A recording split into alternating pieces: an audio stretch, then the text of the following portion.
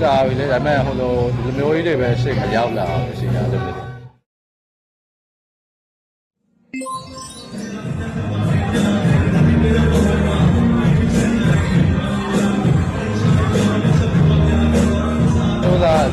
ကျိုးစားမှာပါတော်တော်ကျိုးစားပါကိုလည်းတော်တော်ကျိုးစားလို့လည်းအန်တီဝင်းနှစ်ပုတ်တောင်ရိုက်တာလေမမေ့ထွက်ခေါင်တော့